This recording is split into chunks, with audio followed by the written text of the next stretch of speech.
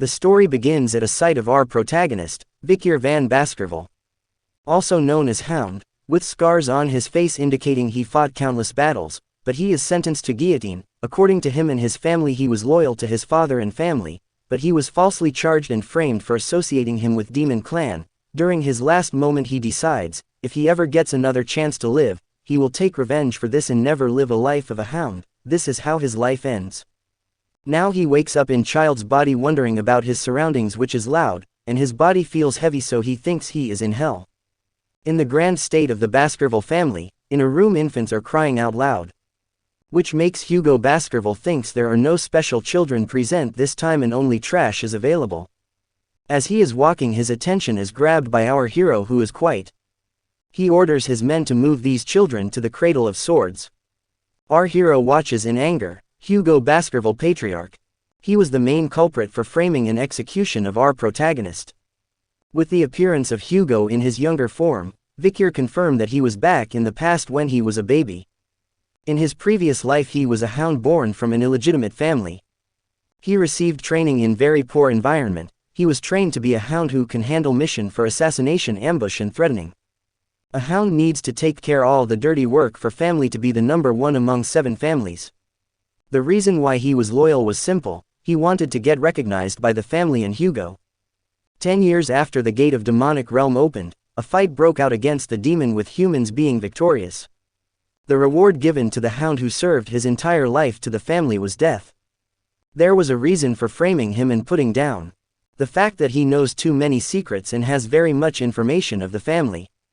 He is determined he will never live this life same again being a loyal hound. He wants to take revenge, but with this condition he can only wait and get strong. The sword cradle is a good opportunity. Children are thrown into the maze of swords. After going through that, they need to get to the Styx River to be examined.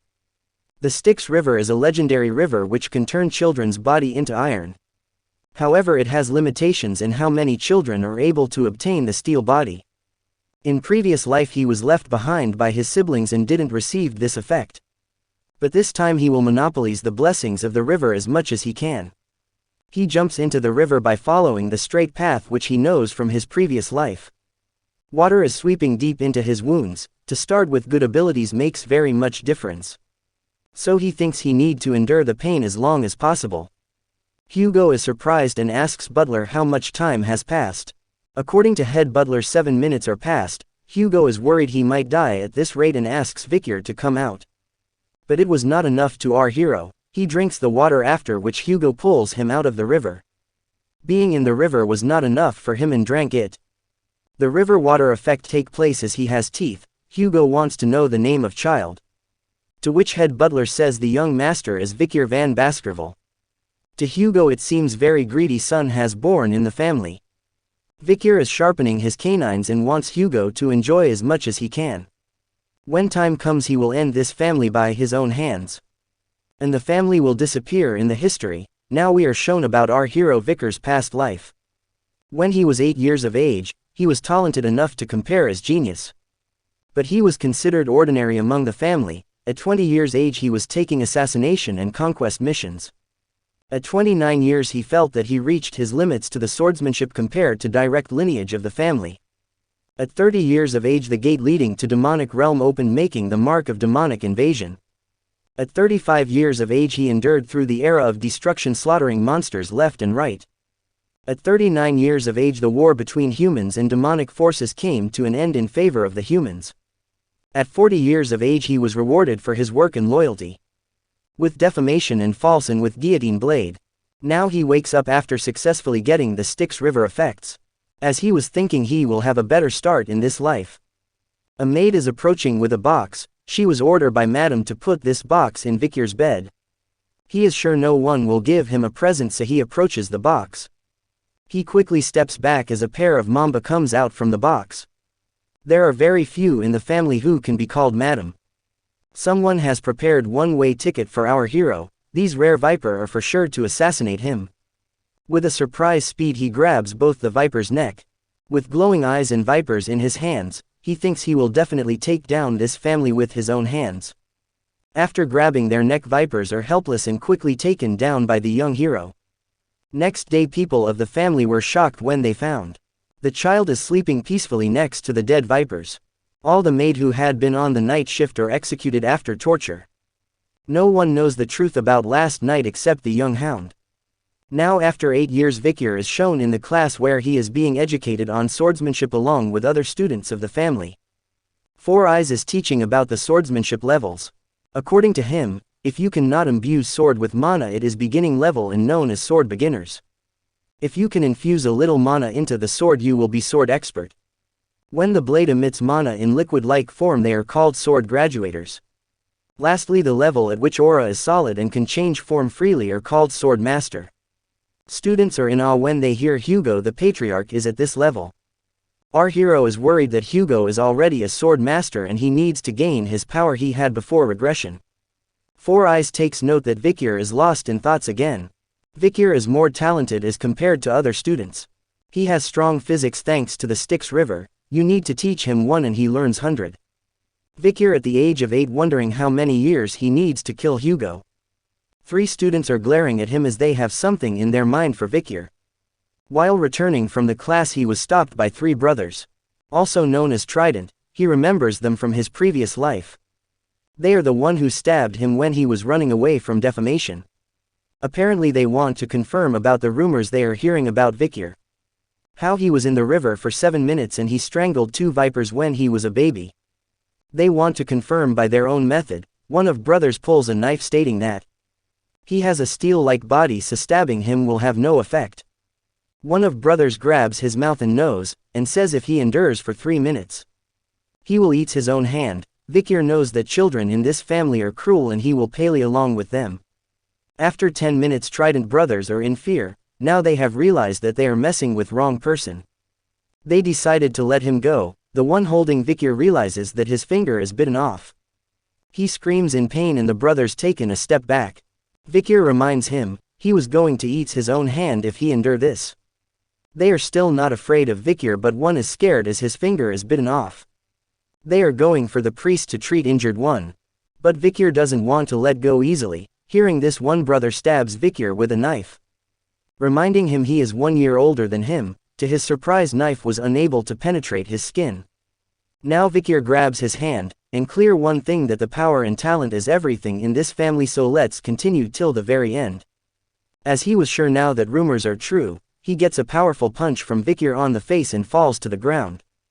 The last brother who is safe until now takes a fighting stance and gets a flying kick on his face and falls to the ground. Vikir assures them to not get scared as they will be treated from the priest. But what if he doesn't allow them to leave? They will have to endure this and will left with crippled body. He grabs the knife and says he will be generous with them. He will allow one of the 3 brothers to leave the room. But they have to decide who will be leaving the room and throws the knife in front of them. He warns them he can't wait long so decide quickly and says, shouldn't at least one of you live? He waits outside the room hearing the screaming of brothers and enjoys the moment. Now we are shown that one of servant is reporting a matter to Patriarch. There was bloody situation with the Morgue clan in the ruby mine. As per their claim the mine belongs to the Morgue clan. Hugo assures him that time will come for this matter. And let them come to us for the ruby mine matter. Hugo is informed that Vikir has scored the highest mark on the written exam. And the practical exam for the students will be in 5 days from now in the forest. The Guardian Knights have vacated the area for the preparation of practical exams. There is one matter to be informed. There has been a big fight among the students. While there were no casualties from the fight, but High Bro's teeth are completely damaged. Mid Bro's jaw was smashed, and Low Bro's finger was bitten off. Of course they have recovered their health after being treated. But the psychological effect and damage done to them is significant. Hugo is surprised that these brothers never fought among themselves. The one responsible for these is none other than Vikir who got highest marks in the class. He has been summoned for this incident and damage he has caused. Vikir greets the Patriarch who is very happy that he got highest marks. Now he is questioned about the 3 brothers. According to Vikir they have recovered from the injuries and got treated well. But Hugo was talking about the psychological damage.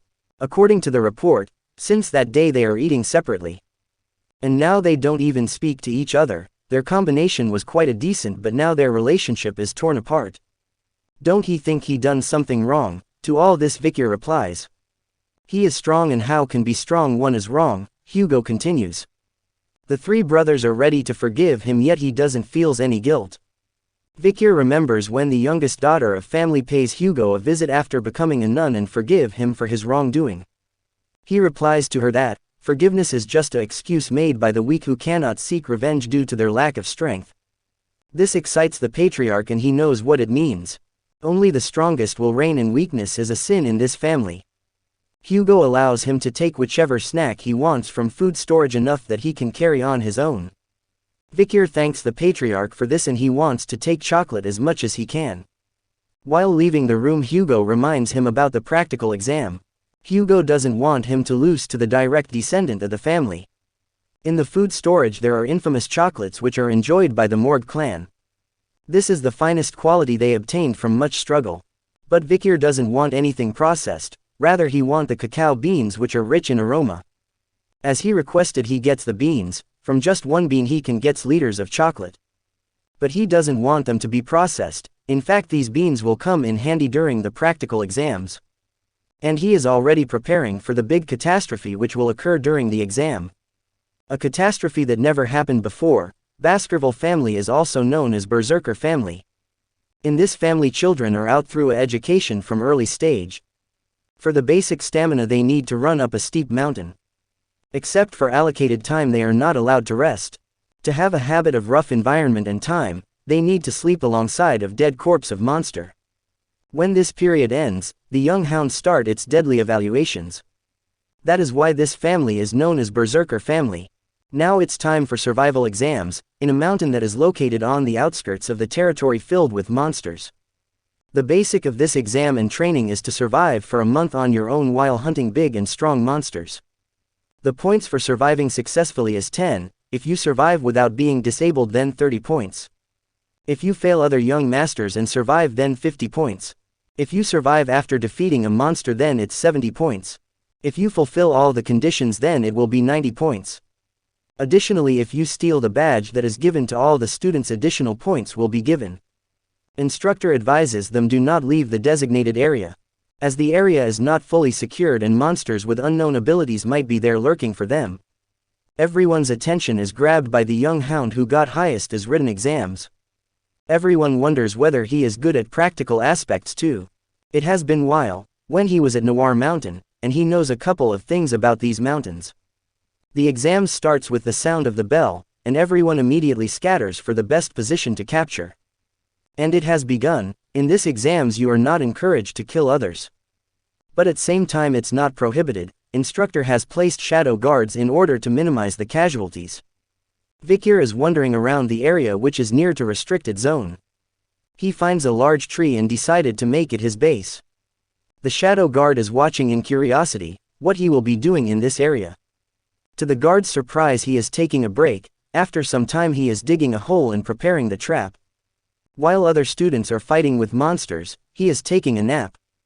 Digging hole, and only hunting for the food, not for the exams. The shadow guard is bored now. He was expecting something great from him. But after being disappointed he leaves thinking he is not special and wants to survive the exam without making much efforts. The one who will be interfering is gone. Now he completes his preparation and burns some cacao beans. We can see that he prepared multiple traps. After few days he goes into the restricted area. The beans he burned was for the specific monster. After some walking he founds the monsters dropping, which is burning stools. Only one monster is capable of these type of dropping. A hellhound. Finding a hellhound makes our hero happy.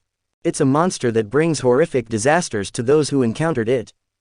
Once you have been bitten you cannot survive. The lookout monster that swallowed the hellfire of the oil world, the hellhound.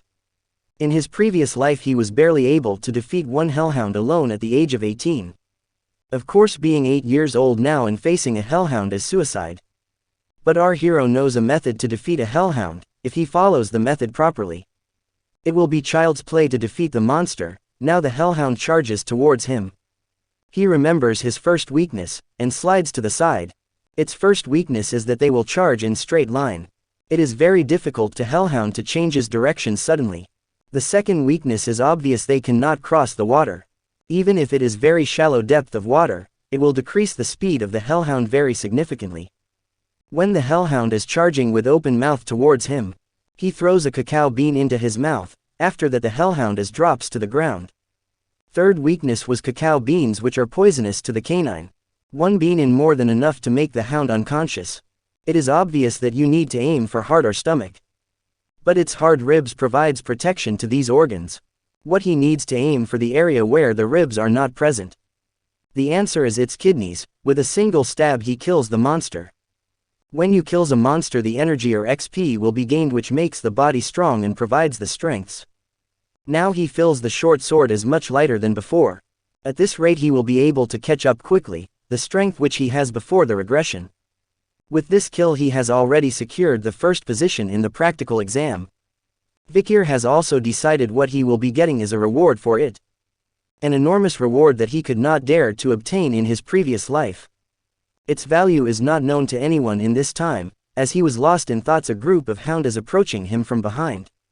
They must have heard cry from the hound, looks like they want to take full revenge. He takes the head of hound and ready to face all of them alone. Suddenly a piercing gaze shocks the group of hound and they are stepping back from their position. Vikir thinks that they are scared because of his bloodthirst. But when he turns around after feeling a strong presence, it is a Cerberus. He also wants to join the party. A Cerberus has a risk rating of A+ grade.